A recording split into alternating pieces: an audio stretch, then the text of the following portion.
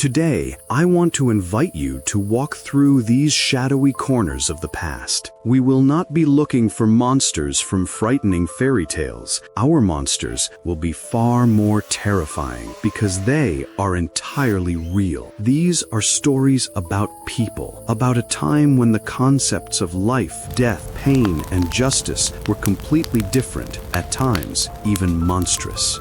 Let us begin, perhaps, with something so gruesome and simultaneously strange that it seems to have emerged from old superstitions. Picture this: a remote barn, creaking beams, the musty smell of grain, and a knot of living creatures. This is called a rat king. Several, and sometimes as many as 24 rats whose tails have become entangled, glued together with filth, resin, or have even grown together.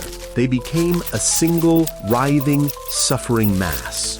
The animals could not separate, maimed one another, became infected, and perished in this monstrous bond. Such kings were found in Europe, in Germany, France, the Baltics, from the 17th to the 19th century.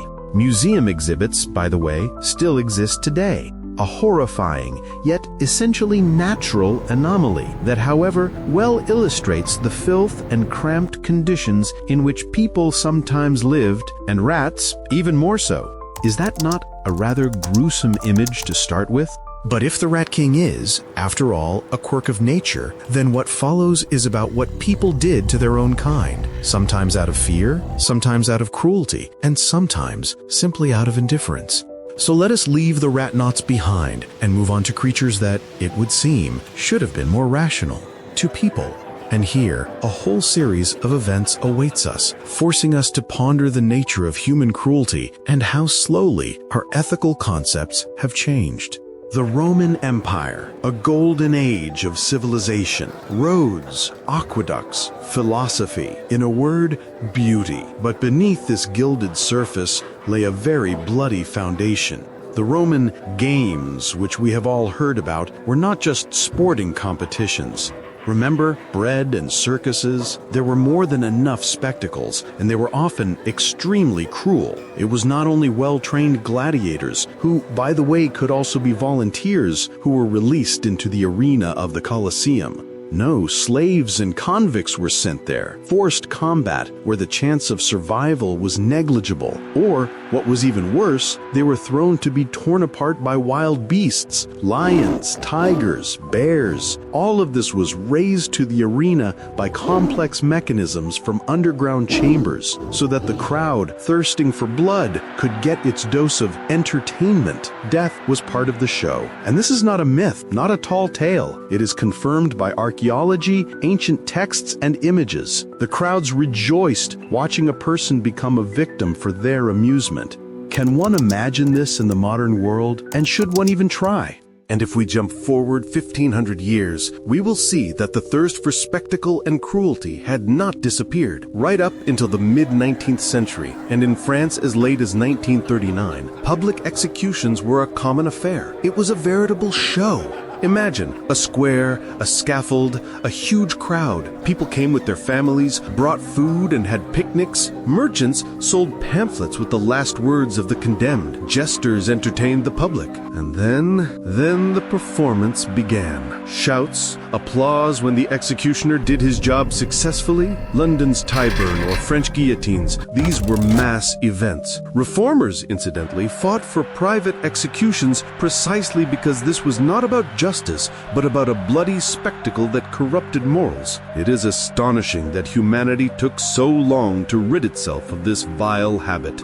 And speaking of justice, how can one not recall the Inquisition? Here, it is true, we must immediately separate the wheat from the chaff.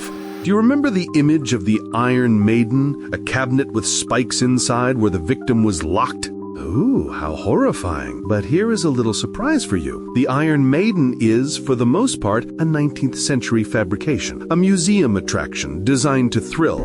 The real arsenal of the Inquisition was far less theatrical, but no less cruel. Stretching on the rack, where a person was suspended by their arms, dislocating their joints. The water torture, where huge amounts of water were forcibly poured in, causing suffocation and ruptures of internal organs. Sleep deprivation, psychological pressure, of course. All of this is described in protocols and statutes. That is, real tortures did exist, and they were horrific, just without the dramatic flair of Iron Maidens.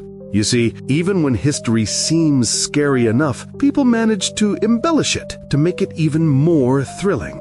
Although one would think, how much scarier could it get? Sometimes, however, justice descended to a completely savage level in the fight against that which was not understood. For a long time, especially in the 15th to 18th centuries, a practice such as the trial by water existed to identify witches. A person suspected of witchcraft was bound and thrown into the water. The logic was perversely simple. If the person drowned, they were innocent. The water accepted them. They were pure. If they floated, they were guilty because the water expels a sorcerer. Well, what happens if a person tied hand and foot simply drowns? Then it turns out they were innocent too. Excellent logic, is it not? In any case, the outcome was almost always tragic. This happened in Europe and in the American colonies. A village court, searches for the devil's marks on the body, confessions under duress. The irony is that sometimes if a person survived, let us say they floated, they were immediately sent to the stake. In short, the chances were slim.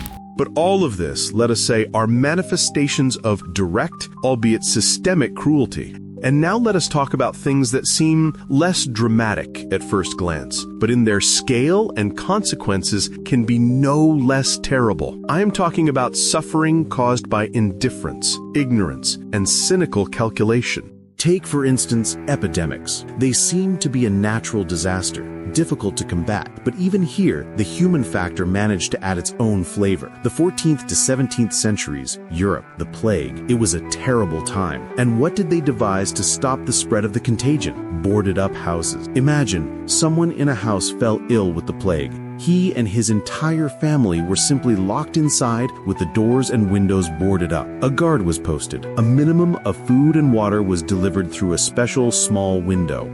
For weeks, families were in complete isolation, knowing that death could come at any moment. The dead were carried out in batches when enough had accumulated for the plague pit. Of course, there were cases where a person was boarded up alive, mistakenly taken for dead, or simply due to negligence. The fear was so great that mercy was sometimes completely forgotten. The method was harsh, but alas, effective in combating the spread. But at what cost to human dignity and psyche? Or take the Great Famine in Ireland, the mid-19th century, 1845 to 1852. 7 years of hell. The staple food of the Irish peasants, the potato, was struck by blight. The harvest rotted right in the fields. Hundreds of thousands of people died. Millions were forced to emigrate, mainly to America, to escape certain death. Along the way, people ate grass, leaves, and collapsed from exhaustion. It was a catastrophe, but unfortunately, it was exacerbated by politics. Ireland was then part of the British Empire, and the most terrible thing is that during the famine, food continued to be exported from Ireland to Britain. Local authorities opened workhouses where people worked for a bowl of soup, but even they could not accommodate everyone. This was an example of how a combination of a natural disaster and socio-economic errors leads to a catastrophe of biblical proportions. Historians still debate the degree of responsibility of the authorities, but the fact remains, it was one of the most terrible famines in European history. And what about science? Did it always move forward solely for the sake of good? Alas, no. For quite a long time, right up to the beginning of the 20th century, and sometimes even later, experiments on the poor and orphans were commonplace. Doctors, striving to discover new methods of treatment or test vaccines, conducted them on the most vulnerable segments of society. Orphans from asylums, patients in workhouses, and prisoners. Their consent was either a formality, coerced, or not sought at all. From vaccine trials to surgical innovations with the risk of severe complications. Of course, doctors often cited the public good, but you must agree, when the test subject has no right to choose, it is no longer truly science, but rather exploitation. Perhaps the most shameful was the Tuskegee study in the United States. This was already the 20th century, from 1932 to 1972. 40 years, the United States Public Health Service observed the course of syphilis in hundreds of black men in Alabama. The idea was to understand the natural progression of the disease. Sounds scientific on the surface. But here is the catch. The study's participants were not informed of their diagnosis, being assured that they were receiving treatment. In reality, they were given no treatment at all, even after penicillin, an effective cure for syphilis, became available in the mid-1940s. The scientists simply watched as the men suffered, went blind, lost their minds, and died from the untreated disease. The disease was transmitted to their wives and children. The scandal broke only in 1972, when the truth came out. This led to a revision of all ethical norms in medicine, and finally to an official apology from the United States government in 1997. Imagine how long it took humanity to learn simple truths about ethics and respect for human life.